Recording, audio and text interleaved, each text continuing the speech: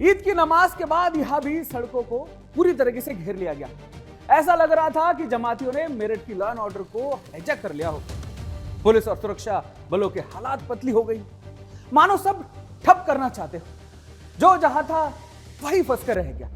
चिलचिलाती गर्मी में तमाम लोग घंटों फंसे रहे। इसी भीड़ में एक एम्बुलेंस फंसी रही। एम्बुलेंस के भीतर एक क्रिटिकल पेशेंट तड़प रहा था।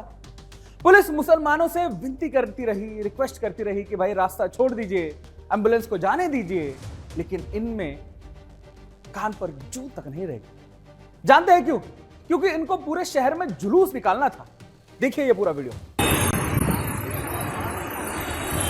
क्या दिक्कत आ रही है यहाँ पे? इमरजेंसी पेशेंट है, यहाँ पे बहुत भीड़ लग रही है। हाँ, तो इस वजह से एम्बुलेंस निकल नहीं पा रही है। कितनी देर हो गई एम्बुलेंस को यहाँ पे खड़े हुए? 5-7 मिनट हो गए।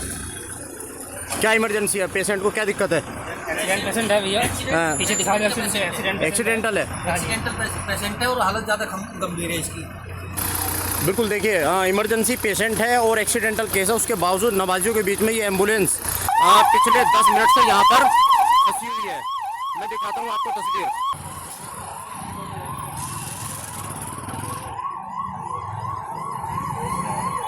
काफी देर तक समझाने बुझाने का प्रयास चलता रहा, लेकिन वो कहां मानने वाले थे। जिद पर अड़ गए, हम तो जुलूस निकालना है। पुलिस ने कहा कि परमिशन लेनी होती है। सुरक्षा व्यवस्था को ध्यान में रखते हुए यह पॉसिबल नहीं होगा। आपने परमिशन नहीं ली, फोर्स डिप्लॉय करनी पड़ती है, उसकी तैयारी पहले से करनी होती है। भीड़ उखड़ गई अचानक। तस्वीरों में आप खुद देख सकते हैं कि कैसे छोटे बच्चों से लेकर बुजुर्ग चाचा तक पुलिस से बहस कर रहे हैं। वो किसी हाल में मानने को तैयार नहीं है। पूरा शहर इस गुंडाई के चक्कर में पिस रहा था। पुलिस भी बल प्रयोग से बचती नजर आई, क्योंकि ईद है ना, आज तो लाइसेंस है ये सब करने का। कर लो जो दिल में आए कर लो। भारत है ना, किसी और देश में यही करते तो समझा दिया गया होता अभी तक।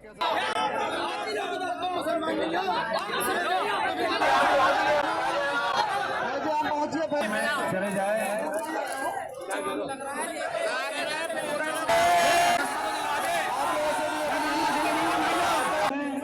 निजाम कॉलेज में 8:15 पर नमाज अदा की जाएगी।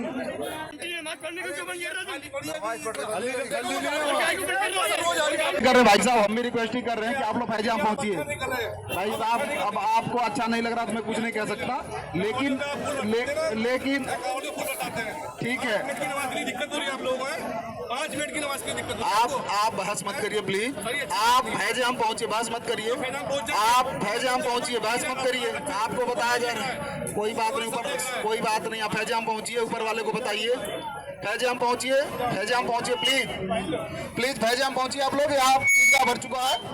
पुलिस की सारी मुस्तैदी, सारी तैयारी बेकार चली गई, क्योंकि वो तो मकसद लेकर आज ईद करने निकले थे। याद करिए, 45 दिनों तक प्रयागराज में महाकुंभ चला। लगभग 70 करोड़ लोग देश विदेश से आए। तीर्थयात्रियों ने स्नान किए। कहीं कोई दिक्कत लगी आपको? एक खबर आपने सुनी हो?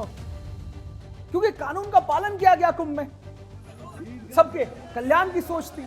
हर कोई अपनी जिम्मेदारी को समझ रहा था। और यहां देखिए, ईद में सड़कों पर उपद्रव कर रही भीड़ का ये फिलिस्तीनी मॉड्यूल रंग दिखा रहा होगा। आप मानते रहिए संविधान, वो प्रिविलेज्ड है ना, नहीं मानेंगे। देखिए कैसे हंगामा मचा दिया है अपनी जिद पूरी करवाने के लिए। बैरिकेड लगाया गया था, सिस्टम बनाया गया था, लेकिन हाल देखिए आप, हाल देखिए लॉ एंड ऑर्डर का। अब्दुल और उनके बूढ़े चाचा बैरिकेड फांद गए। बस फिर क्या था, चारों तरफ से सब कानून की सीमा रेखा को पार कर गए, कोई नहीं रुका। इनसे आप क्या एक्सपेक्ट कर सकते हैं? वो कहते हैं ना कि झूठ की उम्र छोटी होती है। वतन परिस्थिति की चादर में छुपकर कट्टरपंथी एजेंडा चलाने वालों का ट्रेंड पुराना है। हाथ में संविधान लेकर फिलिस्तीन का झंडा बरदारी का चलन लगातार चल रहा है। कश्मीर से लेकर देश की राजधानी दिल्ली तक में वो फिलिस्तीन की आबादी की दुआ मांगते रहे।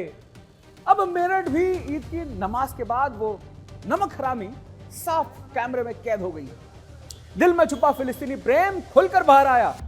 आप तस्वीरों में भी देख सकते हैं, दिल के आकार का बोर्ड बनाकर वो फिलिस्तीन के प्रति अपना प्यार बरसा रहे हैं। भाई तस्वीरें तो आपने देखी, लेकिन वो कहते हैं ना कि डोंट जज a book by its cover. तो चलिए मजमून भी दिखाते हैं आपको। इनके मन में भारत के लिए, काफिरों के लिए कितनी भी नफरत हो, फिलिस्तीन के लिए तो पूरा प्यार है, पूरा दिल है। सुनिए क्या कहता है मॉडर्न मौलाना। इजराइल ने जो पिछले 1-1.5 साल से वॉर किया हुआ है फ़लस्तीन के साथ, वहाँ के लोगों के साथ, बच्चों के साथ, औरतों के साथ, उसके हम ख़िलाफ़ हैं, मजम्मत करते हैं उसकी।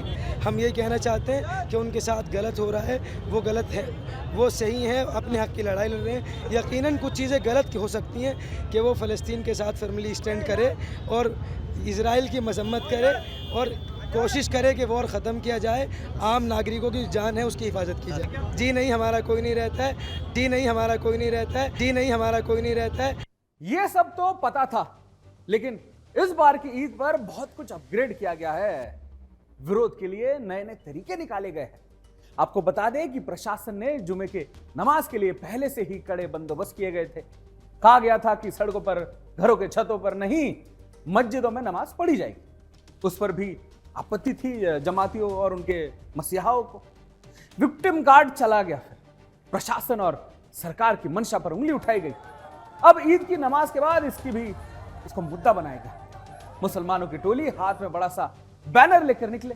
बैनर पर लिखा था कि सड़कों पर सिर्फ मुस्लिम नमाज नहीं पढ़ते, तो क्या हिंदू नमाज पढ़ेंगे भाई? हैं? गजब बात करते हैं। हिंदू पत्थर चलाते हैं शोभा यात्रा पर, हिंदू फिलिस्तीन के गीत गाएंगे, हिंदू जुलूस के जिद में एम्बुलेंस में मरीज के जान ले लेंगे, रास्ता रोकेंगे, पुलिस की लिंचिंग करेंगे। ये तुम ही कर सकते हो, ये तुम्हारी एक्सपर्टीज है।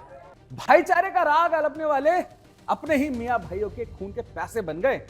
ये तस्वीर भी मेरठ की ही है। यहां तो मुसलमानों के ही दो गुट आपस में भिड़ गए। कहा सुनी और गाली गलौज से शुरुआत हुई यह विवाद पत्थरबाजी और गोलीबारी में बदल गया। ठाई ठाई की दहशत के बीच जिहाद का शोर गूंज रहा था।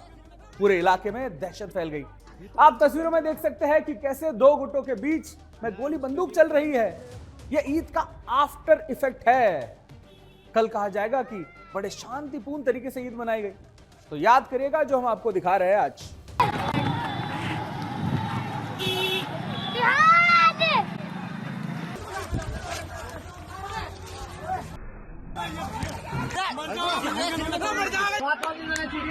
ये तमंचा कौन चला रहा?